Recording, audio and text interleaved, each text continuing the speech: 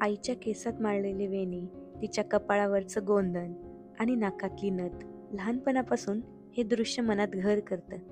ती नथ फक्त दागिना नाही, ती तिचं अस्तित्व सांगणारी एक खूण आहे, स्त्रीत्वाची, परंपरेची, त्या नाजूक ताकदीची. म्हणूनच आज आपण जाणून घेणार आहोत नथ कथा. नथ आणि आयुर्वेद. नथ परिधान करण्याची परंपरा हजारो वर्ष जुनी आहे. आयुर्वेदातील सुश्रुत संहितेमध्ये सांगितले आहे की डाव्या नाकपुडीत छेद दिल्याने स्त्रीच्या प्रजनन प्रणालीवर सकारात्मक परिणाम होतो. मासिक पाळीतील वेदना कमी होतात, गर्भधारणेचा काळ सुलभ होतो आणि संपूर्ण प्रजनन आरोग्य संतुलित राहतं. याला आपण मार्मबिंदू म्हणजेच व्हायटल पॉइंट असेही म्हणतो. शरीराच्या ज्या बिंदूवर उपचार केल्यास संपूर्ण प्रणालीवर परिणाम होतो, तेव्हा आपलं असं लक्षात येईल, पूर्वीच्या काळात नथ फक्त सौंदर्यवर्धकच नव्हती, ती आरोग्यवर्धकही होती बरं का. भारतात विविध ठिकाणी विवाहात आईने मुलीला नथरूपी आशीर्वाद देण्याची पद्धत आहे. देवी पार्वतीच्या भक्तीचं प्रतीकही नथीला मानलं जातं. तर त्याचप्रमाणे बौद्ध संस्कृतीमध्ये ती एक अंतर्मुखतेचं चिन्ह आहे. तर आफ्रिकन जमातीमध्ये अध्यात्माची एक प्रथा म्हणून नथीला पाहिलं जातं.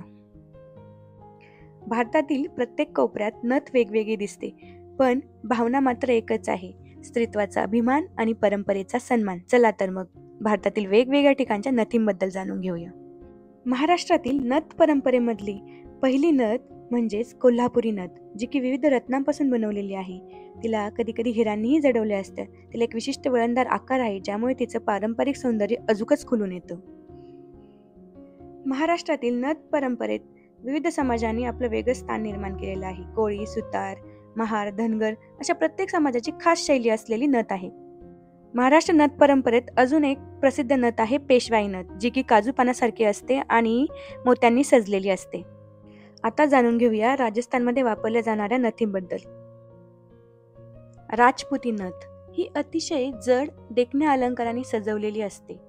ही नथ प्राचीन काळातील भारतीय राण्यांनी परिधान केलेली दिसते. राजेशाही वैभवाची आठवण करून देणारी ही नथ आहे. पुढची नथ आहे जयस्वाल नथ. जयस्वाल नथ ही मोती, रत्ने, कुंदन यांपासून तयार केलेली असते. दिसायला खूपच सुरेख अशी ही नथ आहे. आता जाणून घेऊया पंजाबच्या नथ परंपरेबद्दल. शिकरपुरी नथ ही नथ सहसा विवाहात वापरली जाते.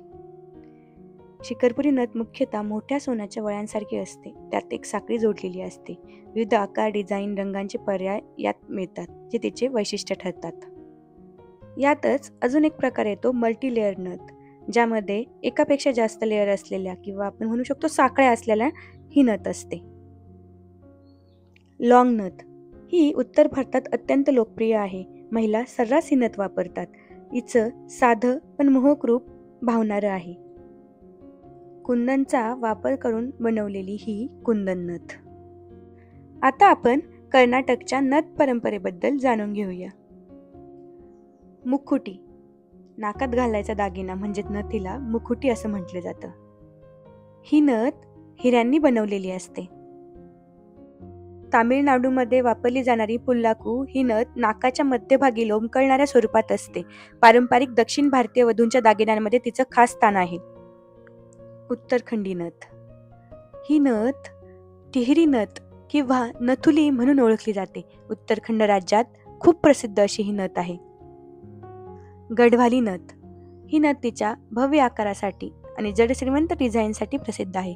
या नथीचा खास असे वैशिष्ट्य म्हणजे मोराच्या आकृतीचे नक्षीकाम जिच्यावर केलेले असते, जे सौंदर्यात अधिकच भर देते. नथुली ही एक भव्य सोन्याची नथ असते, जी अनेक मौल्यवान मानके मोत्यांनी सजवलेली असते. राजेशाही घराण्यात हिचा सर्रास वापर असतो. पहाडी संस्कृतीमध्ये नथ विवाह समारंभ व इतर शुभ प्रसंगी घालणे अत्यंत शुभ मानले जाते. कुमावनी नथ ही साधी पण तितकीच क्लासिक डिझाईनमध्ये असते. हिच्यावर फारसे नक्षीकाम नसते. मोजकेच हिरे आणि मानके जडवलेले असतात. मध्य भारतीय नथ ही नथ शुद्ध सोन्याची बनवलेली असते. यावर मध्यम आकाराचा वळसा असतो, ज्यावर विविध नक्षीकाम केलेलं असतं. याचेच काही नमुने मी तुम्हाला पुढच्या स्लाइडमध्ये देत आहे. बघा, किती सुरेख असा नमुना आहे हा.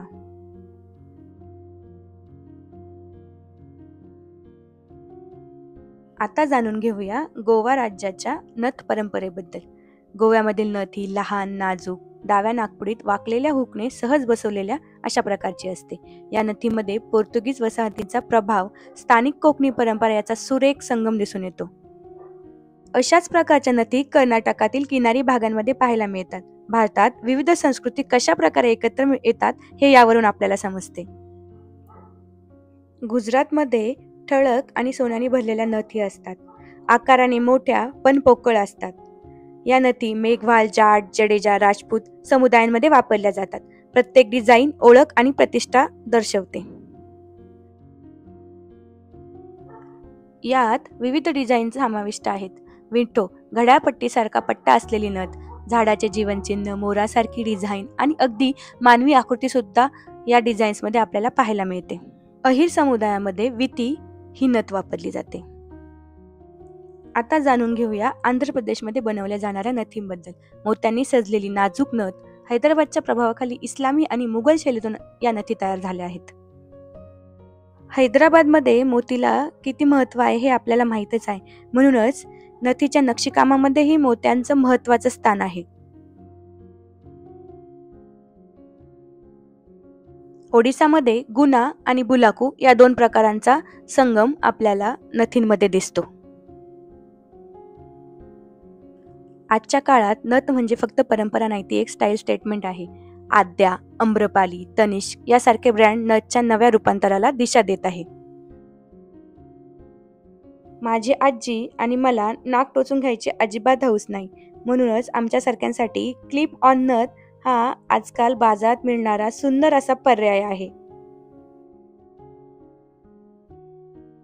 पश्चिमी संस्कृतीतही नथ बंडखोरी आणि स्वतंत्र अभिव्यक्तीचं प्रतीक बनली आहे. माझ्या आईच्या लग्नातील नथ अजूनही तिने तिच्या दागिन्याच्या डब्यात जपून ठेवलेली आहे. कधी कधी मी ती नथ हातात घेते आणि वाटतं एका नथीमध्ये किती भावना, किती आठवणी, किती सारे संस्कार गुंफले गेले आहेत. ती नथ म्हणजे आई, आजी आणि आपल्यातला एक दुवाच मला वाटतो.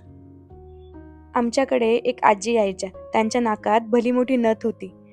ज्यावेळी त्या चहा प्यायच्या त्यावेळी बशीने ती नथ इतकी छानपणे बाजूला करायच्या की ती आठवण माझ्या आजही लक्षात आहे. तुमच्याही नथीबद्दल काही आठवणी असतील, तुमच्या आईच्या, तुमच्या मुलीच्या लग्नातील, अशा सगळ्या आठवणी तुम्ही कमेंटमध्ये सांगा. कारण नथ ही दागिना इतकंच एक संवाद आहे परंपरेशी, स्वतःशी, आपल्या मुळांशी. आणि जर ही नथकथा तुमच्या मनापर्यंत पोहोचली असेल तर व्हिडिओला लाईक नक्की करा. कमेंटमध्ये तुमच्या आठवणी शेअर करा. चॅनलला सबस्क्राईब करा. कारण ही केवळ एक नथ नाही, ती आहे एक जिवंत परंपरा. अहिल्याज डायरी चॅनलवर भेटत राहू, बोलत राहू. थँक्यू.